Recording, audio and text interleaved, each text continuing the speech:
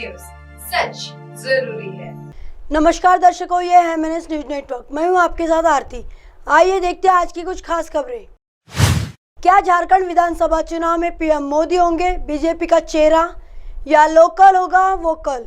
जानिए इसकी inside story.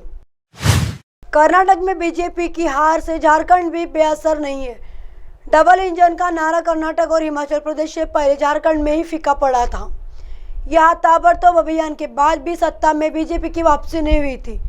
बता दें कि प्रधानमंत्री नरेंद्र मोदी का सूत्रवाक्य लोकल फॉर वोकल स्थानीय उत्पाद को राष्ट्रीय स्तर पर पहचान दिलाने वाला वचन है। स्थानीयों को महत्व देने का वादा ये अब सब बेअसर रहा। दरअसल बात जब राजनीतिक क्षेत्र की हो तो बीजेपी इस मंत्र को भूलने लगती है। वह संगठन और विचारधारा को आगे करती है और नेताओं को इसके पीछे रखती है। ऐसे में यह प्रयोग कहीं सफल तो कहीं विफल होता है। वर्तमान में इस प्रयोग से उत्तर प्रदेश और असम मुक्त हो चुके थे, लेकिन झारखंड अभी भी मोदी भरोसे है, या यूं कहे कि प्रदेश बीजेपी भी नरेंद्र मोदी को ही खेवनहार मानकर चल रही है। अगर केंद्रीय नेतृत्व के दृष्टिकोण से बात करें तो ऐसा लगता है कि दिल्ली में बैठे नेता भी स्थानीय नेताओं को उभारने में फिलहाल कम दिलचस्पी ले रहे हैं। बता दें कि कर्नाटक में हार के बाद झारखंड बीजेपी में बेचैनी बढ़ गई है, क्योंकि इस प्रदेश में भी बाहरी भीतरी की भावना एक प्रकार से उन्माद के स्तर पर है। यहाँ पर बीजेपी के सामने झाझुमो खड़ा है, जिसके लिए स्थानीयता सबसे ऊपर है। इस बार कौन होगा बीजेपी का चेहरा? बीजेपी भी मानती है कि झाझुमो प्रमुख शिबू सोरेन और मुख्यमंत्री हेमंत सोरेन को उनकी भाषा में जवाब देने वाला उनका नेता स्थानीय होना चाहिए, पर वह सीधे तौर पर न तो इसे स्वीकारती है और न ही इसे नकारती है। ऐसे में झारखंड बीजेपी के सामने यह प्रश्न है कि विधानसभा चुनाव में प्रधानमंत्री नरेंद्र मोदी ही चेहरा होंगे या किसी लोकल नेता को पार्टी आगे कर उसे वोकल करेगी। वैसे पार्टी के नेता कहते हैं कि झाझुमो को हराने के लिए ईडी का खुलासा ही काफ़ी है। 16 मई को प्रदेश बीजेपी की बैठक। दरअसल इन सब सवालों पर चर्चा करने के लिए 16 मई को प्रदेश बीजेपी की पूरी कार्य समिति का एक दिन के लिए बैठक करेंगी। इसमें प्रदेश पदाधिकारियों के अलावा कार्य समिति के सभी सदस्य, जिला अध्यक्ष, जिला प्रभारी, सभी मोर्चा के पदाधिकारी आदि शामिल रहेंगे।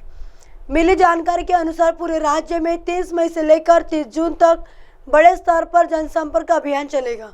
इस दौरान होने वाले कार्यक्रमों में छोटी छोटी गोष्ठियों का लाभुक सम्मेलन, प्रबुद्ध जनों से मुलाकात, सभी वर्गों के साथ अलग अलग बैठकें शामिल है।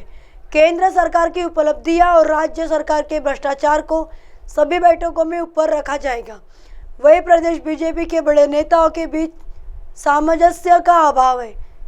अब भी वे कई घंटों में बटे हुए हैं। रांची आए केंद्रीय नेताओं ने अनौपचारिक रूप से इसको लक्ष्य कर कहा कि यहाँ के कार्यकर्ता पार्टी के बड़े नेताओं से बहुत अच्छे हैं। आइए देखते हैं अगली खबर की तरफ।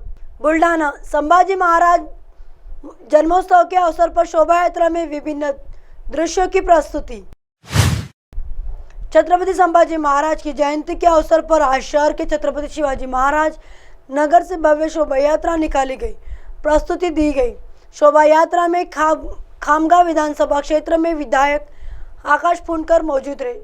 शोभा यात्रा निकाली गई, अच्छे स्थान पर स्वागत किया। आइए देखते हैं अगली खबर की तरफ। संभाजी नगर छत्रपति संभाजी महाराज की जयंती पर नेता प्रतिपक्ष अंबादास दानवे ने ढोल बजाकर किया ठेका। छत्रपति संभाजी महाराज जयंती के अवसर पर संभाजी नगर शहर के सर्वदलीय उत्सव समिति द्वारा आयोजित शोभा यात्रा में एएनसी संयोजक नेता प्रतिपक्ष अंबादास दानवे ने भाग लिया। इस समय दानवे को जुलूस में ढोल पीटने का मन हो रहा था। इस मौके पर अंबादास दानवे ने ढोल बजाकर छत्रपति संभाजी महाराज का अभिनंदन किया और बधाई दी।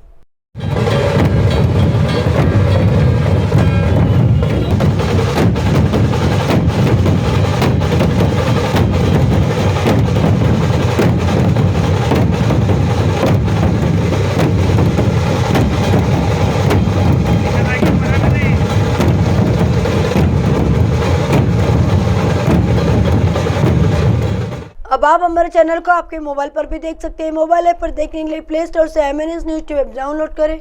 Insta, link, Twitter, haiku, Facebook और कई सोशल मीडिया के प्लेटफॉर्म पर हमारा चैनल उपलब्ध है। आप इसे यूट्यूब पर भी देख सकते हैं। आप हमारे चैनल को लाइव भी देख सकते हैं www.mnsnewstv.com पर। फिलहाल वक्त तो चला दर्शकों ब्रेक का। ब्रेक से लौटने के बाद देखिएगा देश और दुनिया की तमाम खबरें। बने रहिए MNS न्यूज़ पर। नमस्कार।